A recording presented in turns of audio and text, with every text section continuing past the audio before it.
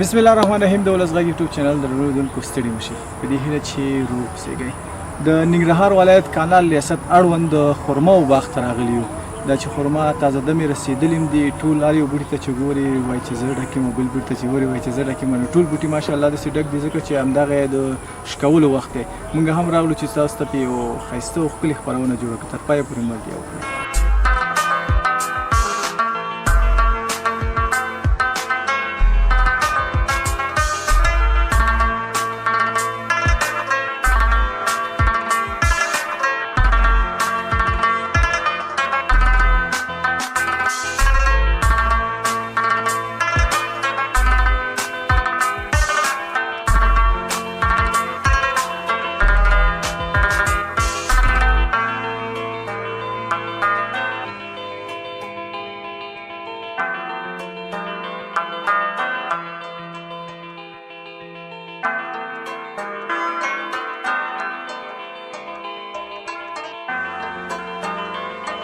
کاکا جان ستړی مه شئ. خیر اوسه. السلام علیکم. خیر راغلی. هغه ځینې مې ننداره کوله، دغه یو ته د جالۍ واچوله، د بلې نه د ایله کړه.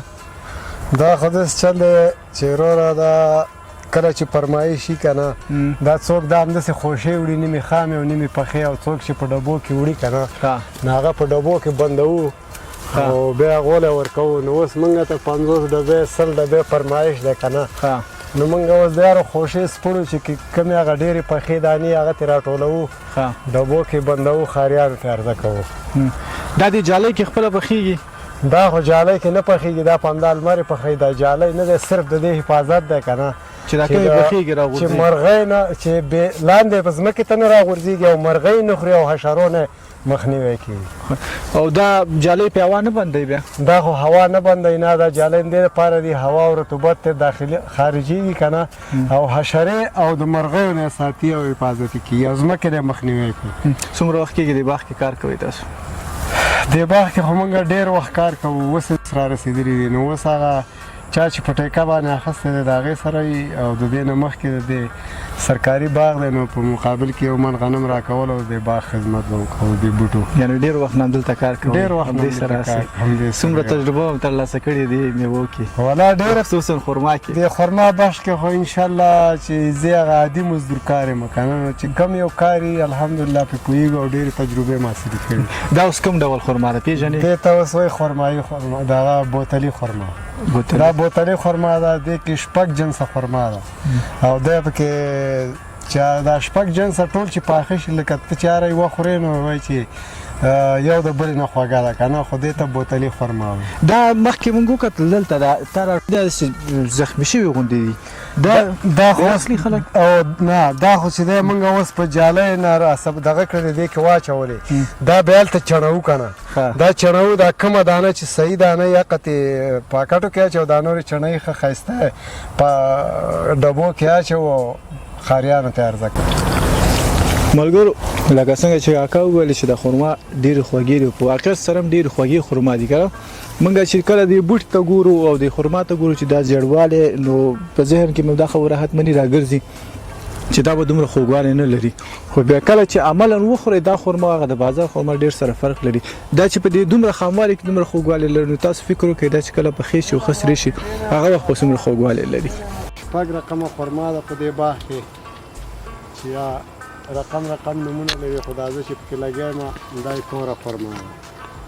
دا یې توره خرما ده، دې کې اوس دا پخې دانې ته ټولوو او ښاریانو ته عرضه کوو. او دا نورې چې دی بیا دې ته جالۍ اغوندو چې د مرغو نه او د حشرو نه مخنیوی وشي، چې ځمکې ته تویېږي د هغې نه مخنیوی وشي. او بس دغه ټولوو او دا خدمت دی د باغ یې کوو.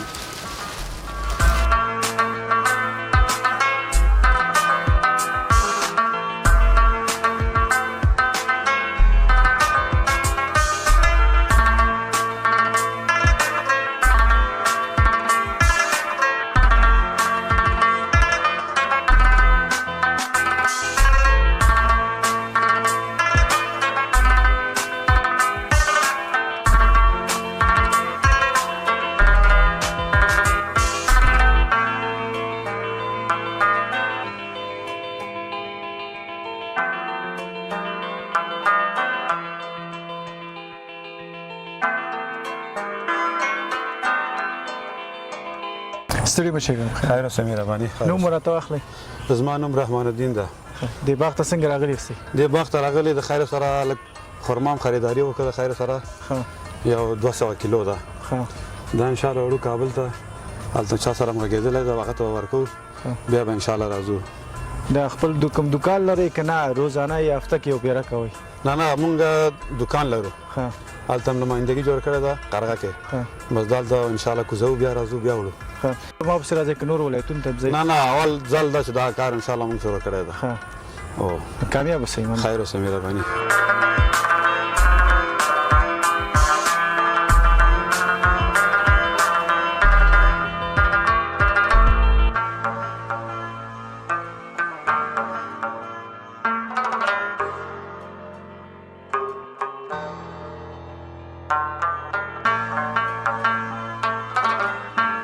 ستړي مشه بخیر په خیر راغلی وروره په خیر راغلی ستاسې ځان که معرفي کړئ زموږ لیدونکو ته زما محمد حسین نوم دی او د کونړ ولایت د ناړۍ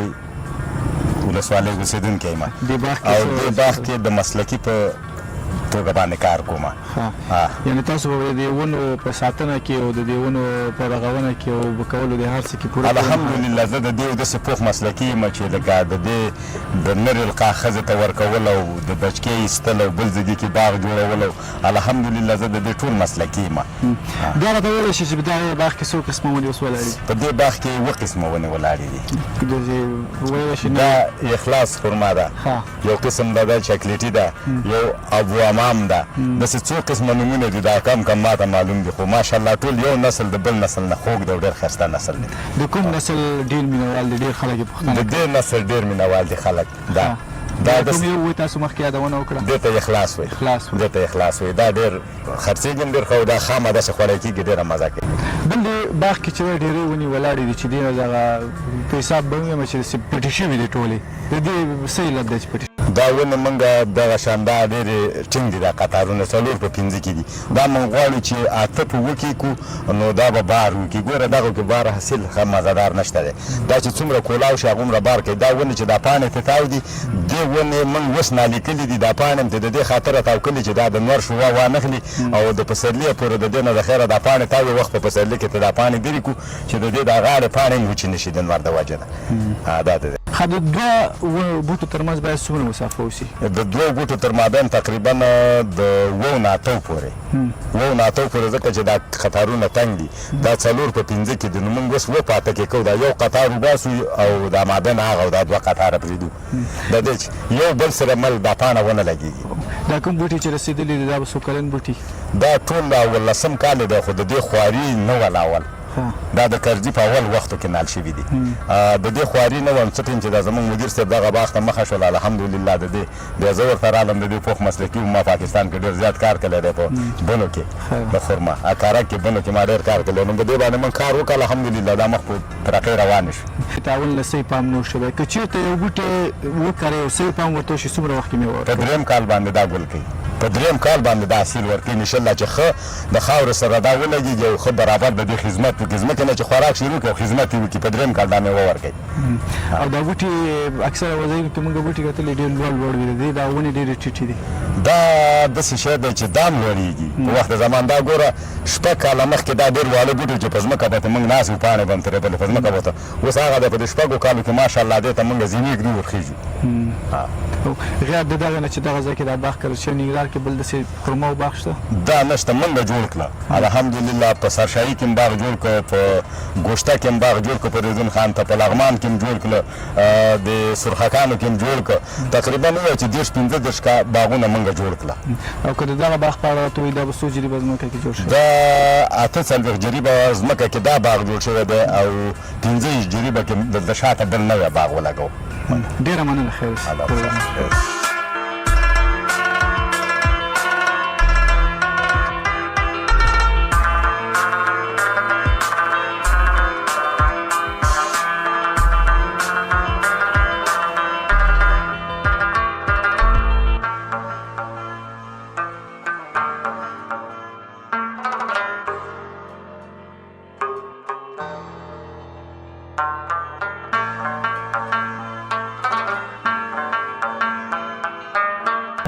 ستړي مشي بخیر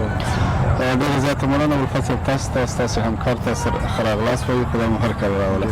زموږ لیدونکو ته که ځان معرفي کړئ. ډېره زیاته مننه. زما نوم سید همایون غریب مل دی. زه د ننګرهار وادي کرنیز شرکت یعنې د ننګرهار کانال شرکت د مطبوعاتو د برخې لوی مدیر یم. ډېره مننه. غریب مل صاحب، څنګه چې زموږ خپرونه په خرما او د خرما په باغ باندې د مخکې لیدونکو ځینې کلیپونه به کتلي مو اوسېږي، که راته ووایئ چې په ننګرهار ولایت کې تاسو څومره خرما او باغونه لرئ؟ له خبرغه د ننګرهار کانال شرکت د هډې فارم اړوند په دوهم بلاک کې چېرته چې موږ تاسې عملاً د باغ نه لیدنه مو وکړه، په 40 جریبه ځمکه باندې 2700 د خرما بوټي کرلي دي. دغه 2700 شپږ نوع اعلی بوټي دي د خرما، یعنې هغه بوټي دي کوم چې په عربي متحده اماراتو کې دي. نو د دې سره په خوا کې د دې لپاره چې د ننګرهار آب و هوا د خرما او د کرکیلې لپاره جوړه مناسبه ده، موږ د همدغه باغ سره تر سیر مو په 50 جریبه ځمکه باندې نور هم د خرما باغونه جوړ کړه چې په هم د خپل د هډې فارم هم د دویم بلاک کې چې دا کوم زموږ د اوسنی باغ دی چې دا موږ ترې حاصل اخلو، د دې باغ سره په خوا کې موږ په 50 جریبه ځمکه باندې نور هم د خرما باغونه جوړ کړه چې انشاءالله د دغې باغونو په حاصل راتلو سره به د خرما اندازه انشاءالله لا لوړوي. انجینر صاحب، دا راته ویلی شي چې سږ کال په څو باندې باغ ګولې شو؟ بالکل سږ کال له ډېره زیاته ښه مرغه چې زموږ دغه 40 جریبه باغ چې دی چې ما وویل چې 2700 بوټي پکې دي، دغې ته هغه اګرو تخنیکي کوم ټول فعالیتونه چې دي لکه که زه په ساده ژبه ووایم لکه بخار شو، نرمکاري یا کلبهکاري شوه، سره ورکونه شوه، یعنې دې ته اګرو تخنیکي فعالیتونه وایي او یو څه نور. دا موږ دغې باغ ته په وخت ترسره کړه. انشاءالله د دغه باغ حاصلاتو اندازه مې لوړه ده، یعنې 2700 بوټو نه موږ ته شاوخوا 1100 ونو حاصل ورکړو. نو تاسو خپله فکر وکړئ که چېرته دغه حاصل باندې دا ټول بوټي راشي نو انشاءالله د دغه خرما اندازه به لا لوړه شي. موږ همدغه حاصلات چې سږ کال 20 ټنه اټکل شوي دي او موږ وپلورله د ازادې بولۍ د لارې نه، نو شاوخوا 15 لکه افغانیو باندې موږ دغه خرما سږ کال ولیکه. انجینر صاحب، مخکې د باغ مسؤل موږ ته وویل چې دغه بوټي تقریبا 14 کالو کې ورسېدل، خو په ضمن کې یوه خبره بله وکړه که چېرته موږ یو بوټی د خرما کېنو په 3 کال باندې په حاصل راځي، ولې هغه بوټي ته پاملرنه نه بالکل الفصل ډېره ښایسته پوښتنه دې وکړه. دغه بوټي چې موږ او تاسو ولیدل اوس خو پکې اصلاحات روان دي. ما وویل چې سږ کال یې د حاصلاتو د لوړوالي یو لامل دا ده چې دغه بوټي ته څه ډول چې منظم کرنیز فعالیتونه ورته په وخت ترسره شو. دغه بوټي ستاسو خبره صحیح ده، شاوخوا یوه نیمه لسیزه وړاندې په دغه ځای کې جوړ شوی، خو تقریبا په غیر منظم ډول جوړ شوی. بوټو اندازه د یو بوټي او د بل بوټي ترمنځ ډېره کمه وه، په داسې حال کې چې د خرما بوټي ترمنځ باید د یو او بل بوټي ترمنځ شاوخوا 15-16 متره فاصله وي، واټنې باید. نو همدې لپاره چې د باغ حاصل هم نه ورکوي، لکه څنګه چې تاسو ویلې وده هم سمه نه کوله. نو اوس موږ دغه باغ په اصلاح کولو باندې کار روان کړی دی. له ډېره ښه مرغه لکه ما چې مخکې مې ویلې د 15 جریبه موږ چې تازه باغ جوړ کړو، هغه د همدغې باغ نه موږ ځینې ونې ځینې واړه بچکي سکرونه راویستل هلته منال کړ. انجینر صاحب، دا راته ویلی شي چې د دغه خرما که چېرته دا ټوله راوښکول شي یا یو اندازه راوښکول شي او خریداري نه شي، د ساتنې لپاره کوم بندوبست؟ مهمه خبره دا ده، لومړی خبره خو دا ده الفت صاحب چې موږ غواړو د خرماو دغه ونې یا د خرماو دا کرکیله لا زیاته ترویج کړو. ستاسو د کیمرې په واسطه به زه ووایم چې له ډېره ښه مرغه موږ هر کال د دغه خرما واړه بچکي چې هغې ته سکرونه وایي دا په هېوادوالو باندې پلورو. نو د ډېره ښه مرغه اوس د ننګرهار د یو شمېر نورو ولسوالیو سربېره چېرته چې زموږ د همدغه باغ واړه بچکي سکرونه نال شوي کېنول شوي دي، هغه باغونه جوړ شوي دي. له خوښۍ ځای دا دی چې اوس په یو شمېر نورو ولایتونو ته هم زموږ دغه باغ واړه بچکي یا سکرونه تللي دي، نو هلته هم باغونه جوړ شوي دي. نو دې کې یوه خبره دا ده که فکر یې موږ او تاسو چې په دې دوکانونو او هټیو کې دا پاکټ کې بند ګورو چې کوتل کې بند دي، نو هغه یو شمېر وسایلو ته ضرورت لري. نو د دغه وسایلو د راوړلو لپاره ننګرهار کانال شرکت رهبري پلان لري چې دغه وسایل ورته راوړي. خو چون ما وویل چې افغانستان داسې وطن انقلابي شرایط په تېر شوي چې هره برخه یې ټکان لیدلی، انشاءالله دغه برخې ته به هم کار کېږي. انجینر صاحب کراته وایي که چیرې تاسو دا خرما په خپله راشو کولی که نه مطلب د ستاسو د کانال ریاست کوم همکاران چې دي یا کوم مزدورکاران چې دوی په خپله راشو کولی او قرارداد مو له بل ملک سره کولی یا په خپل ملک کې مو خلکو ته عرضه کولی ګټه به زیاته نه وه؟ بالکل ما وویله چې موږ اوس په 40 جریبه باندې دا باغ لرو او دغه 2000 بوټو نه 1100 حاصل ورکړی دا نور لا نه دي راغلي همداسې نو د دې اندازه دومره به نه چې سړی نور ولایتونه حتی یا فیصله نور ملکونو ته ولیږي اوس هم وړي زموږ او ستاسو هېوادوال اوس هم دغه زموږ او ستاسو دا خرما وړي د تحفې په توګه البته خو دومره به نه چې سړی نور هېوادونو ته صادر کړي خو کله چې دا نور باغونه انشاءالله په ثمر راشي نو بیا موږ دا پلان هم لرو ځکه اوس 10 ټنه به زما په نظر باندې ممکن دا ننګراریانو ته هم بسنه ونه کړي ځکه هر ننګراری ممکن چې کله دغه خرما اخلي نو 2 کیلو 3 کیلو چارک یو من واخلي نو فکر نه کوم چې دا د ټول ننګرهار ته هم بسنه وکړي دې سره په خوا کې تاسو وویل چې موږ خپل وپلورو موږ دغه برخه ته هم انشاءالله پلان لرو لکه څنګه چې اوس کانال شرکت شو د شرکت خو تصدي شو یعنی خپل ګټي او خپل مصرفي نو موږ د دې سره په خوا کې په زمینور برخه کې داسې پلانونه لرو په ځانګړي توګه لکه موږ لبنیات لرو شوده لرو ماسته لرو د هغې د پلور لپاره موږ غواړو چې په ښار کې ځینې هټۍ یا ځینې وړې غرفې یا ځینې داسې موټران پیدا کړو لکه په تېر کې چې هلته دا لبنیات پلور کړي نو دې برخه ته موږ هم دا پلان لرو ډېره مننه ملګرو دا د ننګرهار د کانال ریاست د خرما باغ چې په دغه باغ کې تقریبا تاسو مخکې په خبرو کې واورېدل د مسؤل شخص څخه چې دغه کې 15 د کومه خرما ده او هغه قیمتي خرما او ارزښتناکه خرما چې په نړۍ کې خلک ورته ډېر ارزښت ورکوي د جوا په نوم باندې هغه خرما هم په دغه باغ کې پیدا کېږي او دې ته ورته نورې 15 قسمونه خرماګانې هم په دغه باغ کې پیدا کېږي او غیر د دې نه چې دغه باغ په 40 جریبه ځمکه کې جوړ شوی د ننګرهار کې یو بل باغ هم په 15 جریبه ځمکه کې کرل شوی دی چې د مسؤل د خولې نه تاسو په خپله باندې واورېدل او په لنډو کلونو کې به هغه هم په حاصل باندې راشي نو خدای وکړي چې د خپرونو مو کتلي اوسي د خرما او په اړه باندې مو یو څه معلومات ترلاسه کړي اوسي تر بیا ښې چاره